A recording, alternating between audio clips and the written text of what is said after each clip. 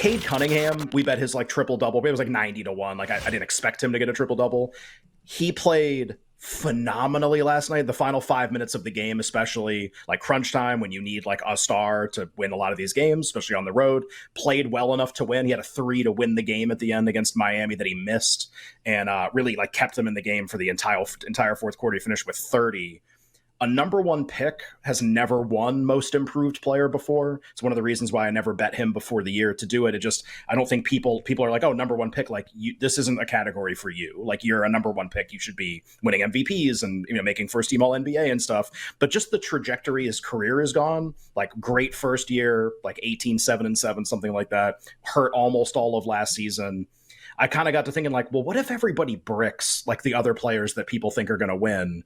And he averages like 28 points a game or something, and they're pretty good. Like, would they ever give it to him? Like, would they ever, like John Morant won, he was a number 2 pick. So just like kind of interesting. He's been among the favorites, like in that 10 to 15-1 range with Mikal Bridges, who won't win, and Maxey, who won't win, and Austin Reeves, who won't win. But like, he's been in that range. But you saw it last night. Like we bet the triple double prop, like who cares? It was a couple bucks at 90-1, but you saw it where you're just like, right. Like, yeah, he was the number, like you forget he was the number one pick and he's awesome. So I know they lost, but that kind of stood out to me too. And great job by you, like with the Pistons, like almost winning the game outright is a huge dog on the road to Miami. It looked a little shaky. Great bet. It did. They were down big in the third quarter and I was like, oh, I guess not. And then again, like, why did they come back? Like Cade was awesome. I mean, really, like you wanted to watch. It was Cade time. Yeah. I'm trying to go to sleep and like I know I need to go to sleep because I'm exhausted. Right there with you. Can't, because this really like generational prospect is making his debut and he's playing awesome in the fourth quarter and they might win the game. So stayed up to watch the end of the game. They do lose at the end. Luka and Kyrie kind of take over the game. And just like, Ken, I'll give you the floor here to talk about Wembanyama, who is in foul trouble basically the entire game. Finishes with 15 points, 5 boards, 2 steals and a block. Had like an early block, had like a pull-up 3 in transition. Just like this guy's an alien. 2 things. Number 1, hey officials, no one paid to see you. No one wants to see you. No one wants to see any other player in the game, including Luka and Kyrie, and they're great. We all want to see Wemby. Also, hey Jeremy Sohan. Hey Keldon Johnson. Hey, Devin Vassell, how about at the end of the game, you give the people what they want? Can we pass the frickin' ball to Wembanyama at the end of the game instead of playing hero ball and like having the ball stolen? Like, can Wemby get the ball with a chance to win or lose? I'm not even saying that as like a basketball guru. Like they should have given him the ball. Just like I wanted to see it and I didn't get to see it because those guys wanted to play hero ball. Also, hey, Greg Popovich. Get a haircut, buddy. You look ridiculous. Ken, your thoughts last night on Victor Wembanyama? But he's Pop. They're gonna be. I have their under. Was very happy that they lost the game, obviously, because I would like to win that bet, and I need them to lose a lot of games to win that bet. But they're gonna be fun, man. They're gonna be fun losers. They're exactly what they were last night. That's what they're gonna be. Crowd was ramped up, man. That was a juiced up it'll crowd. Be fun. Yeah, it'll be fun. And you might look at the score and be like, oh, they're going to play shootouts all year. I think it's a lot more about what Dallas does, which is to not play defense whatsoever and score 1 million points, which was their MO last year, especially once they got Kyrie. Like, they're going to draw teams into games like this. And you saw Luka push the pace a lot last night. That was like a big point of emphasis for him coming into this season. So I don't know if the Spurs are always going to be this fun. Like, you look at them on paper and like they may not play games like this all the time. But on Wembanyama, like he played... I mean, if you watch the game, you're like, where is he? He played 23 minutes. 23 minutes. And it's obviously almost all of that was dictated by foul trouble. Not all of it, but almost all of it was dictated by foul trouble. And you kind of salivate over the idea of, I mean, if you could ever get him on the court for 30, 35 minutes in a game against a team with like even a mediocre defense, what are we going to see? Like, what's going to happen? I mean, you saw the flashes last night, similar to what we saw in the preseason, but obviously the final stat line is not particularly compelling. And until the final 8 minutes of the game, it was way less compelling than that. And then he kind of starts scoring a little bit, but you see it all. And it might be, you might look and be like, oh, like only 15 points.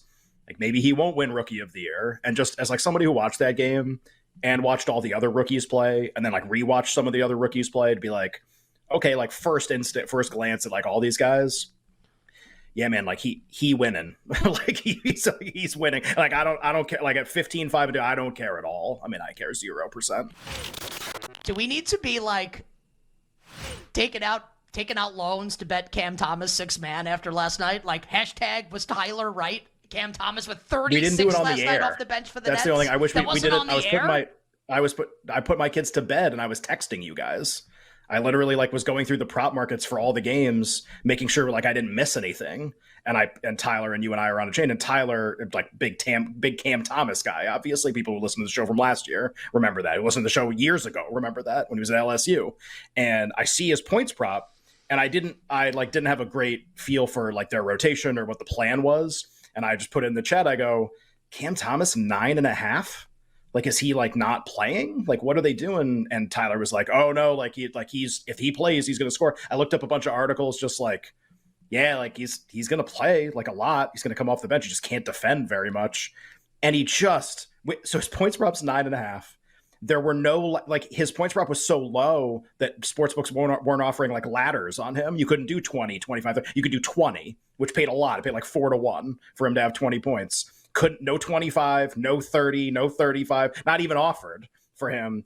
And I mean, they lose, but like, I mean, just like a crusher scoring performance. So you asked about, 6-man.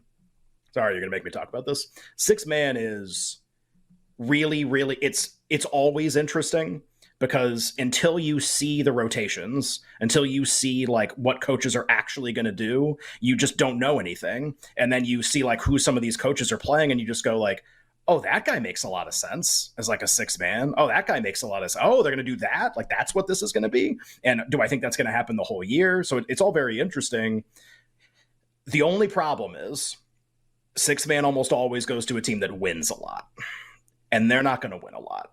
They're actually going to lose a lot, probably. In fact, I don't think anyone's ever in the history of the award won going under 500.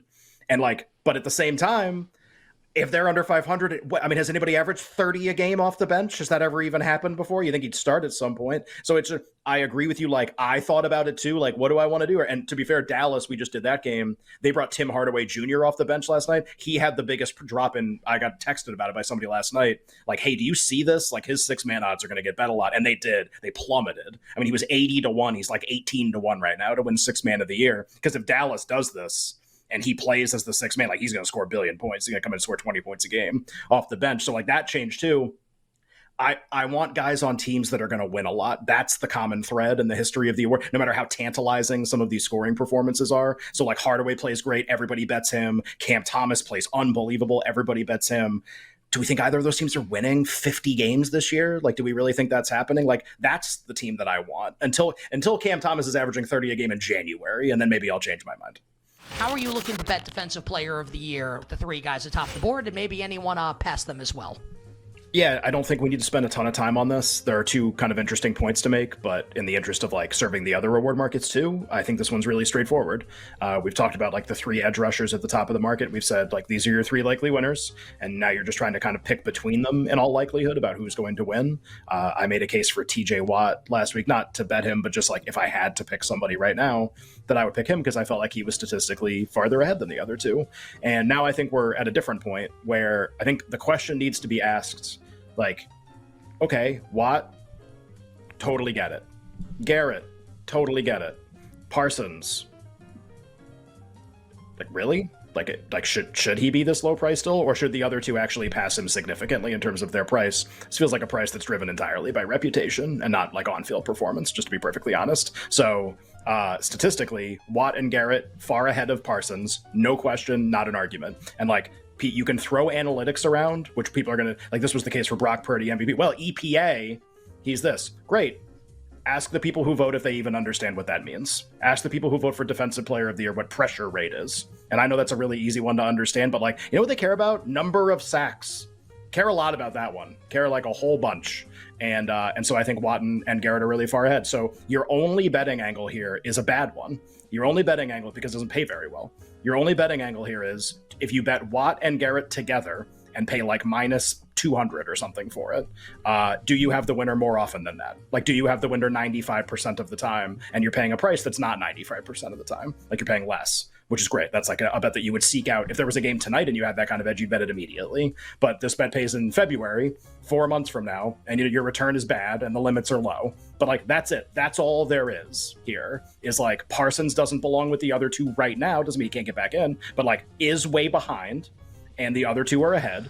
And if you bet both of them, you probably have the likely winner. That's not a very sexy take. Like everybody should trying to sell you somebody who's 100-1 or something. That's all there is right now. So that's like kind of like the who to bet on. My last note, because you brought up Daniil Hunter, and I think you had meant to ask me about him last week. We didn't get a chance to. We ran out of time, I think, or something.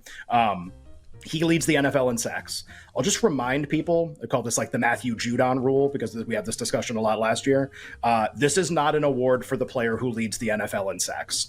Yes, having a lot of sacks increases your chances of winning, but it is very, very much a reputation-driven award, and literally like always goes to someone with a huge rep that's driven by all pro appearances, Pro Bowls, accolades, just like really like versus someone who is like, well, I've never heard of that guy, but he has 17 sacks. Like Shaq Barrett has led the NFL in sacks and didn't get a vote for this award. Vic Beasley has led the NFL in sacks and didn't get a vote for this award. So like Daniil Hunter's probably going to be that this year. And you're going to get people like when he has like 10, 11 sacks, like, oh, value 30-1 to be like, bet he's not a finalist.